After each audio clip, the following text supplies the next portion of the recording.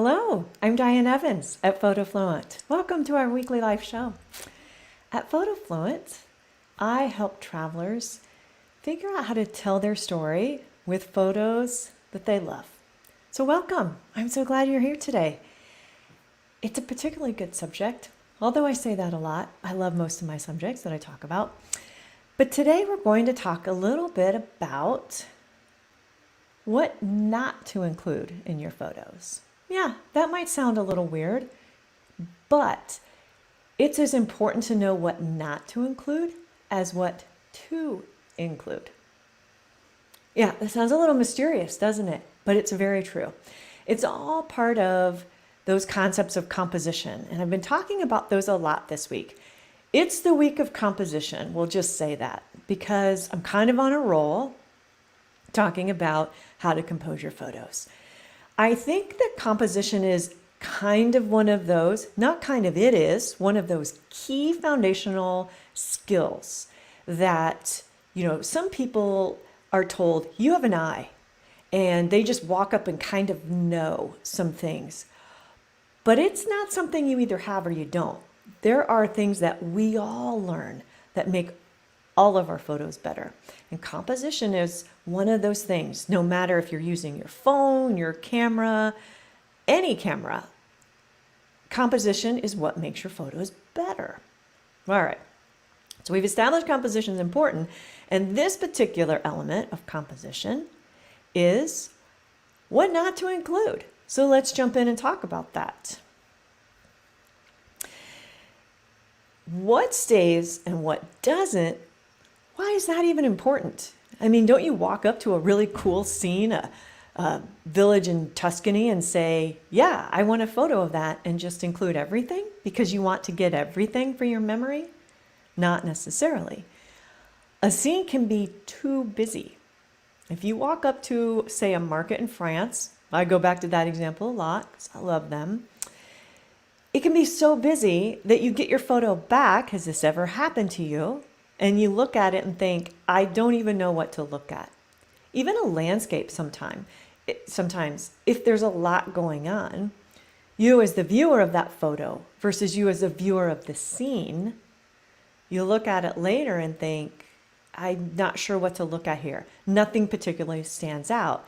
It's not dynamic, it's not interesting, it's just busy, too crowded. That is also how you end up without a specific focus. If there's too much going on, or if there are too many kind of main players, main elements, then our eyes bounce around and we're not sure what to look at. Here's the other component. Some elements can be distracting. So if there's one particular thing you want to be your subject, like say that person at the market who's really interesting, if there's too many other things going on, I as the viewer never even make it to that subject. Or if there's something really distracting, things like bright, light colors, neon colors. Why tourists wear neon colors? I don't know, but they do. And so suddenly you have this gorgeous picture of the Eiffel Tower, and all you can look at is that neon tracksuit that somebody has on in the foreground. So these are the things to kind of keep in mind as you're composing your photos. Here's some examples. You can't understand concepts of photography without looking at photos, right? This is the Colosseum in Rome. Beautiful place, and it's a lot going on. I mean, you have guards and you have tourists, you have the whole Colosseum, and then you have the vendors selling selfie sticks and all kinds of other things. You have tour buses. There's so much going on that I did take photos of the whole thing because you want the whole thing too. But this was my favorite. I narrowed in and took a snippet. And what this does is it narrows your focus. It makes a cleaner, simpler photo. I see the silhouettes of the people in there. So I almost feel like I'm peering through that arch and looking into the Colosseum and seeing what people are doing in there. So sometimes narrowing your focus and making a simpler composition is what makes a better photo. This is the Chateau Chenonceau in the Loire Valley of France. It's also a big, beautiful place with grounds and lots of things going on and people and the architecture. And you might look at it and think, I'm not quite sure where to start here because it's so beautiful and there's so much going on. I, again, narrowed my focus and went for a simple composition. Look at all those leading lines. I mean, the pattern on the floor, the benches, the chandeliers, they all lead us to the couple walking down the hall. So a clean, simple composition without a lot of other people in it makes this subject very obvious, and it just makes a cleaner, more interesting photo. Here's a market in France. I think we knew there'd be a sample of that, right? It's another scene that's pretty busy. I mean, this is one piece of the market story, maybe one chapter, one short story, I don't know. But there are other vendors, there are other people shopping. There's so much going on here at this market that I think I tend to look at the whole thing and think, what's most interesting to me? What story do I want to tell here? And I loved the energy of this cheese lady. She's selling cheese. She seems happy to be doing it. The French love their cheese.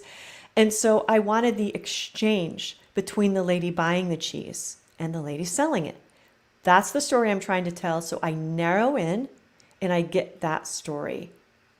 And I eliminate other distractions like other people. It's a bright day, but there's a little overhang right here.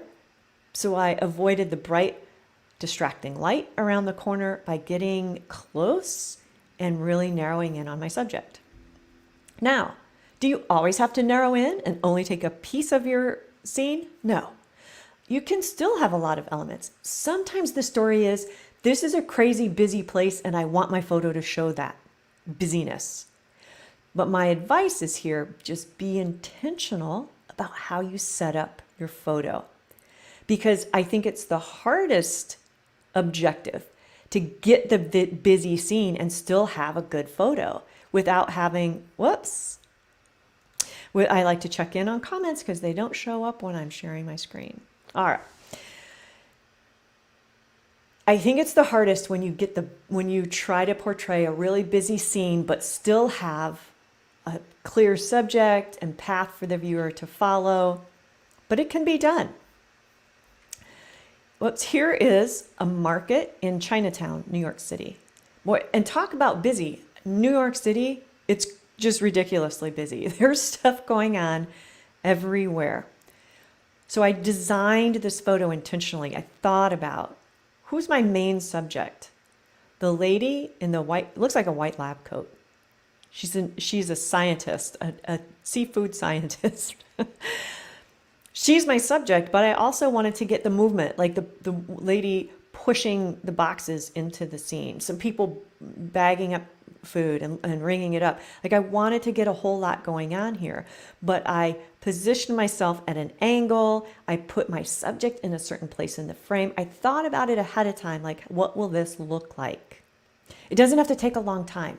I get feedback from people like, I don't have time to set up my photo, to think about all of this ahead of time. You can do it faster the more you understand it and the more you practice it. So don't discard, I don't have time for this when I'm traveling because I'm on a tight itinerary. I travel with other people who won't want to wait for me. It doesn't have to take long. This in New York City, I was with other people. I didn't want to hold them up. I did this really quickly. But I'm kind of aware of the intention that I'm using. And here's another big one, scan for distractions. How many photos I've gotten back that I think, oh, it's so close, it's so close. But there's that bright light, white car, garbage can, the neon again. You know what I'm saying. So here's an example of a distraction. I think you can see it. The white boat is my subject. It's coming through the Canal du Midi on this lock. It's white, it's bright, it's in focus. So our eye goes there. However, there's another white object to the right, that van. And white cars especially, they're reflective, they're bright, and our eyes look at what's in focus and what's bright. So you keep looking over at that van, it's very distracting. It pulls the eye away from my subject. So what did I do? Switched perspective, got rid of the van. Now what do you look at? When you see this photo, what do you look at? The boat. It's white, it's bright, it's clearly the subject of this photo because I got rid of the distractions. Now, this poor kitty, Gaia, adorable. She lived with our host family. We went back to school in our 40s, went to French school in Toulouse, and we stayed with the host family like kids. I would say it was fun, but it was stressful because I didn't speak French at all. So I basically was a mute for the 2 weeks that I was there because I could barely say anything. But I loved their kitty, Gaia. And so I photographed her a lot.